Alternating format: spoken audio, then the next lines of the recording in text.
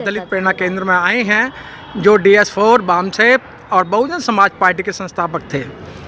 स्मिता जी, आप मानवर कांशीराम साहब के जन्मदिन पर यहाँ आई हैं, तो कैसा लग रहा है आपको? और कांशीराम साहब के बारे में आप बहुत लिखा है, तो कैसा लग रहा है आज आपको? सबसे बड़ी चीज़ उनके आज जो जन्मदिन पे एक बार उनके जीवन परिचय पे पूरा अगर हम प्रकाश डालेंगे, फोकस डालेंगे, तो बहुत सी चीज़ें निकल के आती हैं जो कि आज के समाज और 100 साल आगे के समाज के लिए भी वो काफ़ी उपयोगी है जी।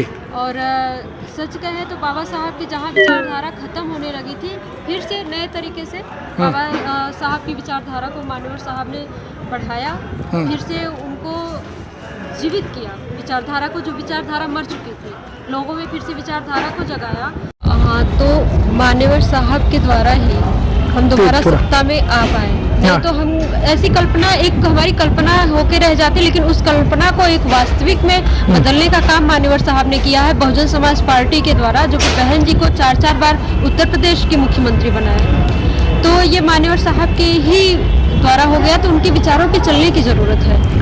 स्मिता जी, जिस तरीके से मानवर कांशीराम साहब ने कहा था और लोग नारा लगाते थे कि कांशीराम तेरी नेक कमाई तूने सोती कौम जगाई, लेकिन कांशीराम साहब का कोई स्वार्थ नहीं था और कांशीराम साहब ने हजारों किलोमीटर साइकिल चलाकर लोगों को जगाने का काम किया, लेकिन आज भी लोगों के अंदर जागृति नहीं आ रही है। देखिए, जागृति तो तब भी थी, आज भी थी, लेकिन जो मानवर साहब के साथ के लोग थे वो तो संघर्ष करना जानते, लेकिन उनकी वो उम्र नहीं रही कि वो साइकिल चला के अभी भी संघर्ष करें। लेकिन वो कोशिश तो करते हैं, लेकिन आज का जो युवा है वो ना ही उसने शोषण देखा है उस समय का, ना ही मानवर साहब को देखा है, तो वो संघर्ष करना क्या जानेगा। तो इससे थोड़ा बुजुर्गों को जरूरत है कि वो जैसे मानवर साहब ने एक कैडर दे, मानवर साहब का कैडर जो है युवाओं में देने की ज़रूरत है, और फिर से मानवर साहब का विचारधारा पे जो है फिर से लोग चलेंगे, और आज भी चल रहे हैं। हम लोग उसी विचारधारा को जिंदा रखने का काम कर रहे हैं और समाज फिर से समझने की कोशिश कर रहा है, ऐसा नहीं है कि नहीं। डॉक्टर स्मिता जी, जिस तरीके से अब EVM का बहुत बड़ा मुद्दा शुरू हो गया है, पहले OPS का मुद्दा था, अब EVM का। एक जख्म ठीक नहीं होता है, उससे पहले दूसरा जख्म सरकार दे देती है, क्या मानना है आपका? देखिए, सरकार जिस तरह से अपना तानाशाह रवैया कर रही है, उसमें कहीं न कहीं EVM का बहुत बड़ा रोल है, क्योंकि बार सत्ता, ये 400 पार के जो अपने जुमलेबाजी करते हैं, इतना कॉन्फिडेंस कैसे आता है? ये सिर्फ EVM की वजह से आता है। और EVM में समस्या ये है कि जो भी सेटिंग करके वो करते हैं, और जिसमें कि सुप्रीम कोर्ट के वकील लोगों ने उसको जस्टिफाई कर भी दिया, दिखा भी दिया है, उसका डेमो लाइव दिखा दिया है कि वो हैक होती है, किस तरह से हैक होती है, इंजीनियर्स ने भी उसको बता दिया है। आप मुझे बताइए कि सरकार को वोट कौन देगा? जो अभी केंद्र में सरकार बैठी, उसे वोट कौन देगा? किसान देगा नहीं, बेरोजगार देगा नहीं, छात्र ऐसे ही परेशान है, जो स्कॉलरशिप वगैरह उनकी खत्म कर दी गई, या तो उनका एडमिशन स्कॉलरशिप फीस बढ़ा दी गई। तो बहुत सारी समस्याएं जो है कि वो किसान भी नहीं देगा, जवान भी नहीं देगा, तो देगा कौन? इनको वोट कैसे? ये 400 पार के इतने जो है जुमलेबाजी कर रहे हैं, जुमलेबाजी कर रहे हैं। मोदी की गारंटी है, आप देखना बैनर बोर्ड जो लगे हैं, मोटे मोटे जो लगे हैं। हाँ, और गारंटी इसीलिए है, EVM के भरोसे है। EVM हटा दो ना, फिर हम आपकी गारंटी देख लें। अगर आपकी हिम्मत है तो आप बैलेट पेपर से चुनाव कराओ ना, आप ट्रांसपेरेंट चुनाव कराओ। जरूरी है आप EVM से चुनाव कराओ, फिर उसमें भी वोटिंग मशीन, उसमें भी ब्लैक शीशा, पहले व्हाइट शीशा रहता था, थोड़ी सी ट्रांसपेरेंसी होती थी, लेकिन ब्लैक शीशा, किसको वोट जा रहा है, कहाँ वोट जा रहा है, तमाम ऐसे केस भी आए थे जहाँ पे EVM चोरी का मामला आया था, EVM जलाने का मामला आया था, और EVM हैक होने, मतलब आप हाथी को बटन दबा रहे हो तो वोट जा रहा है कमल को। ऐसे तमाम तरह की वीडियो है जो कि एक भी वोट। मैडम, आप कह रही हैं कि कौन वोट देगा? 5 किलो राशन मिलेगा वो वोट देगा, 2.5 लाख रुपए मकान बनाने के लिए मिलेगा तो वो वोट देगा। आप कहाँ जी रही हैं? आप तो युवा हैं। 5 किलो, मैं युवा हूँ तो युवा होने के नाते बताऊंगी कि 5 किलो राशन मुझे नहीं चाहिए, मुझे रोजगार चाहिए। मुझे उनका भाषण नहीं चाहिए, मुझे रोजगार चाहिए। मैं रोजगार को जो है ऊपर रखती हूँ। अगर आप किसी युवा को रोजगार दे दोगे ना, तो आपको 5 किलो राशन की जरूरत नहीं होगी, वो अपना परिवार चला लेगा। इन्होंने तो 2 करोड़ रोजगार के भी वादे किए थे ना, वो कहाँ गए? 5 किलो राशन ही 2 करोड़ रोजगार ला के दो। नहीं, युवा ने मांगा कहाँ रोजगार? मतलब युवा तो बाहर निकल के ही नहीं आ रहे, देख रहे हो आप कहीं? सड़कों पे आ रहे, लाठियां खा रहे हैं युवा। अभी देखे तमाम तरह के जो पेपर लीक होते हैं उसमें युवा लाठियां खा रहा है। वैकेंसी कोई क्लियर नहीं हो रही है, कितने दिनों से वैकेंसियां खाली है फिर भी उसको नहीं भरी जा रही है। तो ये सब मुद्दा है जो है, युवा क्यों नहीं, युवा तो बिल्कुल परेशान है। डॉक्टर साहब, आप दिल्ली में रह रही हैं। जी। अब दिल्ली का एक और बेटा तैयार हो गया, केजरीवाल। वो सब महिलाओं के खाते में 18 साल से लेकर और बुजुर्ग महिलाओं के खाते में हर महीने 1000 रुपए दिए जाएंगे। रोजगार मत मांगो, अब 1000 रुपए लो। 1000 रुपए लो ना। तो ये बताओ कि अब 5 साल तक कहाँ थे? 5 साल तक क्यों 1000 रुपए नहीं दिया? वोटिंग का टाइम आया है, इलेक्शन का टाइम आया है तो 5 राज्यपाल काम नहीं करने दे रहे थे, बार बार आरोप लगा रहे थे केजरीवाल जी हमें राज्यपाल काम नहीं करने दे रहा। हम महिलाओं के लिए डीटीसी में फ्री और पानी बिजली फ्री नहीं दे रहे, लेकिन उसमें रोड अटकाया जा रहा है।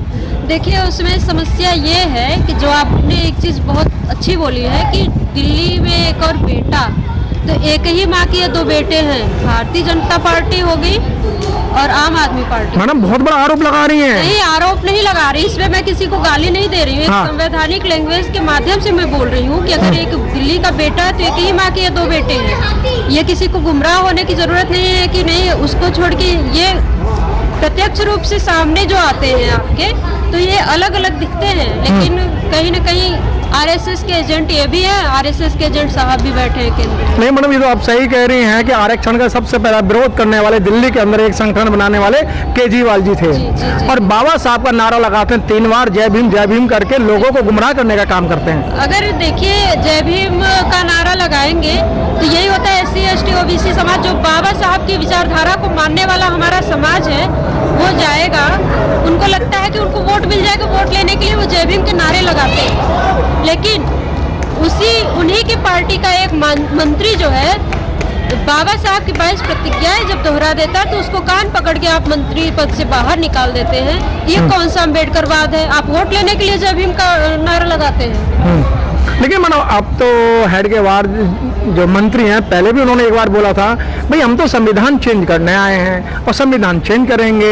अब की बार 400 पार होगी तो आपका संविधान चेंज होगा। उनकी तो प्लानिंग यही है कि जब 400 पार हो गई, जब उनकी ज्यादा बहुमत होगी तो संविधान उनका कोई लीडर बोल गया ना संविधान, जब नई संसद के पहले ही बैठक में कि संविधान बदलना चाहिए, संविधान पुराना हो चुका है, बदलना चाहिए, ये हो चुका है, जो भी है, तो संविधान इतनी आसानी से नहीं बदल सकता और ना ही बदला जाएगा। मतलब आप जैसे पढ़े लिखे जो युवा हैं वही तो आम जनता को बेवकूफ़ बना रहे हैं। आप कहो संविधान चेंज नहीं होगा, संविधान नहीं बदला जाएगा, लेकिन उसका प्रश्न तो संविधान ही रहेगा, लेकिन अंदर की सारे कानून तो हटा दी गई ना। ये हो भी रहा है, आप ये चीज सही कह रहे हैं कि आए दिन संशोधन करके चीजें हटाई जा रही हैं उसकी, लेकिन वही सरकार है, उनका रवैया, उन्हीं का वही तानाशाह रवैया है। आप देखो ना एट्रोसिटी वाले मेट्रो सिटी वाले एक्ट में सारा धराशायी कर दिया।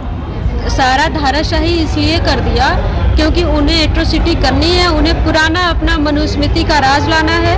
तो वो चाहेंगे हमेशा से कि दबे कुचले शोषित वंचित जो समाज रहा है वो हमारे नीचे ही रहे। उनको बिल्कुल ये बात नहीं पचेगी कि IAS ऑफिसर बन के, IPS ऑफिसर बन के या मुख्यमंत्री बन के और सांसद विधायक बन के जो है उनके बगल में कोई बैठे, उनको ये चीज़ बिल्कुल हजम नहीं होगी। जो हजारों सालों से वो हमको नीचे तबके पे देखते आ रहे हैं तो वो वही चाहेंगे हमको इसीलिए तो संविधान से उनको दिक्कत है। बाकी क्या है, संविधान उनसे कुछ लेता नहीं है, उनको भी वही अधिकार देता है जो हमें अधिकार मिला है, लेकिन उनको समस्या संविधान से है क्योंकि हम उनके इक्वलिटी में आ रहे हैं। डॉक्टर स्मिता जी, आपको लगता है कि EVM में गड़बड़ है? बिल्कुल है, 100% है। अगर नहीं है गड़बड़ तो एक बार बैलेट पेपर से चुनाव कराओ ना ट्रांसपेरेंसी के साथ। नहीं, खर्चा ज्यादा होगा ना मैडम? कोई खर्च, समय ज्यादा लगेगा? नहीं, कोई खर्च नहीं होगा। आज तक होता आ रहा है। ये बताइए विदेशों में जहाँ से EVM मशीनें आई, जिस देश ने EVM मशीनें बनाई, आप कितने देशों में देख रहे हो EVM मशीन से चुनाव हो रहा है? कहीं नहीं हो रहा है क्योंकि किसी को विश्वास नहीं। सब लोगों को पता है कि हैक होता है EVM। एक आपका छोटा सा मोबाइल फोन हैक हो जाता है, एक चीज आप आकाश में उड़ते हवाई जहाज को नीचे से आप मॉनिटर कर सकते हो जी। तो EVM को नहीं कर सकते। तो 100% ये जो है होता है। और बैलेट पेपर से चुनाव में जो खर्च की बात कर रहे हैं तो पहले से होता आ रहा है। बाकी देशों में खर्च के लिए क्यों डर रहे हैं? G20 में इतना पैसा खर्च कर दिया, सब बेकार गया। जो हरे पर्दे लगा के गरीबों की बस्तियां आपने ढक दिए, तो आपने जो ढकने का काम किया उतने पैसे आप गरीबों को दे अच्छा देते हो, मैडम, उतना कुछ लोगों ने आईटी डाली थी जी ईवीएम का भी 20 से 25 लाख जो ईवीएम है उनका पता नहीं है। पता नहीं है। वो आएंगे, जब वो सेटिंग हो जाएगी आएंगी, या तो वोटिंग बूथ पे ईवीएम ऑलरेडी हैक होती है, या तो सही वोटिंग बूथ पे अगर ईवीएम रहेगी तो पहले रास्ते में जाके वो बदल दी जाएगी कहीं ना कहीं। मतलब आप युवा हैं, इस समय बहुत पूरा देश त्राही त्राही कर रहा है, जी। क्या संदेश देना चाहती हैं आप? मैं यही संदेश देना चाहूंगी, अब तो जाग जाओ युवाओं के साथ साथ मैं पूरे देशवासियों को ये आपके चैनल के माध्यम से बताना चाहूंगी कि सभी को अब जागने की जरूरत है। किसानों की हालत आप लोगों ने देख ली, युवाओं की देख ली, बेरोजगार की देख ली, महिलाओं की हालत देख ली, किस तरह से मणिपुर में नंगा नचाया गया है महिलाओं को। और बाकी इस दिल्ली के अंदर नहीं, आए दिन जितनी भी दलित महिलाओं की बात करें, चाहे आदिवासी महिलाओं की बात करें, चाहे आदिवासियों की बात करें, किसी के मुंह पे पेशाब कर रहे हो तो किसी आदिवासी महिला को नंगा घुमा रहे हो, तो ये सारी चीजें देखने के लिए ना महिला सुरक्षित है, ना ही बेरोजगार को रोजगार मिल रहा है, ना ही युवा अपनी पढ़ाई कर पा रहा है। और जो 80 करोड़ को राशन 5 किलो राशन दे देंगे तो उससे वो भीख नहीं चाहिए हमें। मैं यही कहना चाहूंगी कि देश की जनता को ये सरकार भिखारी बना रही है, इसको भिखारी बनने की जरूरत नहीं है। लेकिन मैडम जो ओबीसी के लोग हैं, जी अच्छा उनके अभी दिलो दिमाग में किसी तरीके का अभी कुछ नहीं विचार आ रहा है, उनका आरक्षण भी छिन गया है, नौकरियां भी छिन गई, जमीनों पे कब्जा हो रहा है, तो ये लोग कब अंधभक्त जागेंगे?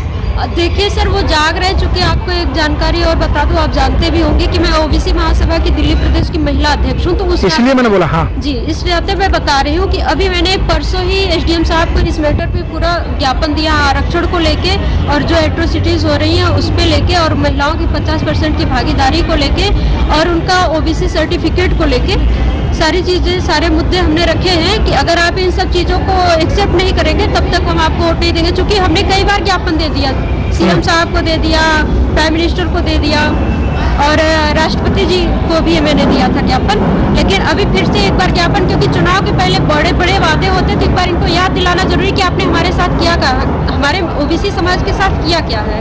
और जाग रहे, ऐसी बात नहीं है कि नहीं जाग रहे, ओबीसी समाज के लोग जाग रहे हैं। और कोई भी ये जानिए कि कोई भी राजनीतिक इस तरह तानाशाही जो राजनीतिक दल है जो अपना, उसके साथ ओबीसी नहीं जा रहा है इस बार। ठीक है मैडम, बहुत बहुत धन्यवाद। Thank you sir.